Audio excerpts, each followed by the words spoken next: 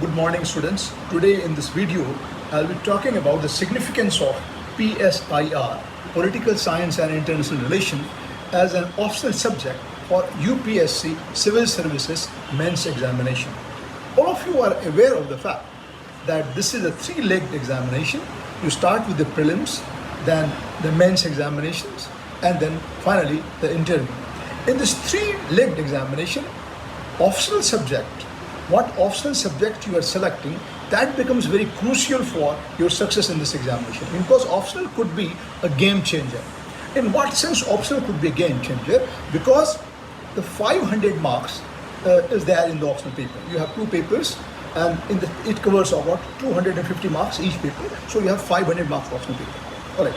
Now GS is a very wide area, and it's not possible for students, whether he belongs to the science stream or the humanities, or he's from the commerce stream or from the engineering stream. It is not possible for all of them to have a grip over all the areas of the general studies. So any less marks that you are getting in your GS paper could well be compensated. With the 10 or 15 or 20 marks, 10 or 15 or 20 more marks that you get in the optional paper. So that is why optional is considered to be a game changer in this examination. Now, what I'm going to do today is I'm going to talk about, because political science and international relation is gradually becoming a very popular subject for civil services examination.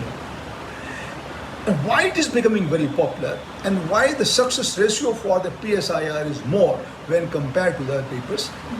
Success ratio is more in terms of the percentage of students appearing with the PSIR optional and the number of students who qualify with this option. In that, see, almost about from anything from 7 to 9% of is the success rate of when we talk in terms of the percentage of the students appearing with this optional and then getting selected. So it's becoming a very popular optional subject. Now, why it is becoming very popular and why should you be opting for PSIR optional? There are certain reasons for that, well-established reasons for that. First important point is that this is a very GS-friendly subject. PSIR is a GS-friendly subject.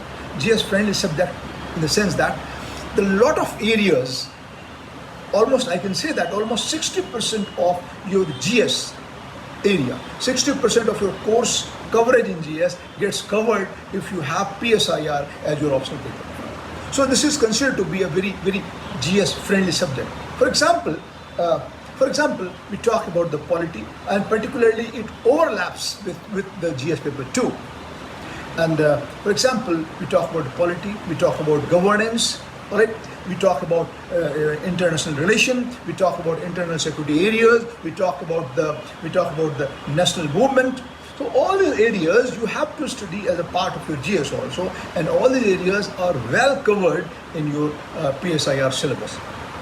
Got a point? So the thing is that if you have a PSIR optional subject, this means you are almost sure of covering about 60% of your GS subject if you have the PSIR. This means you will have enough time to prepare for those areas in which you do not have an expertise, in which you do not have a command. So because the preparation for both is going to be the same. All right, this is the most important thing. The second important point is that it doesn't only overlaps with the syllabus of PSIR, doesn't only overlap with the GS paper 2, it also overlaps with paper 1, particularly if GS paper 1 is of history. And when we talk about the modern, particularly post-1900 phase, or the modern India phase, we talk about the national movement. All right. So the post-modern, the post-1900 phase of history can very well be prepared if you have a PSIR as an optional paper. So that is the advantage you have. Then another important point why people are opting for PSIR, or why should you be opting for PSIR, is that this is no prior knowledge of this subject is required, I have seen, based on my own experience of last so many years, I have seen students even from the engineering stream, even from the commerce stream, doing very well in this PSIR. So the thing is that you don't require a prior knowledge of the subject, because polity is something which interests you, international relation is something which interests you, governance is something which interests you.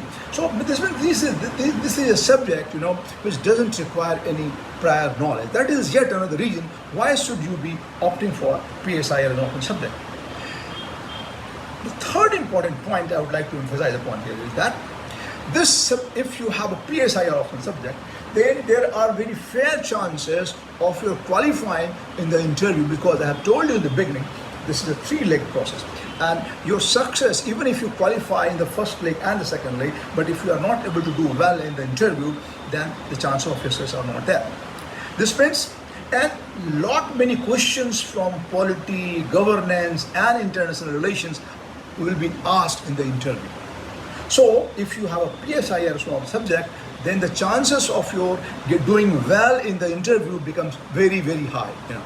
So this means PSIR is going to help you even in your interview. All right. Now, another important point why PSIR optional is becoming very popular is the fact that there is a lot of repetition in the syllabus.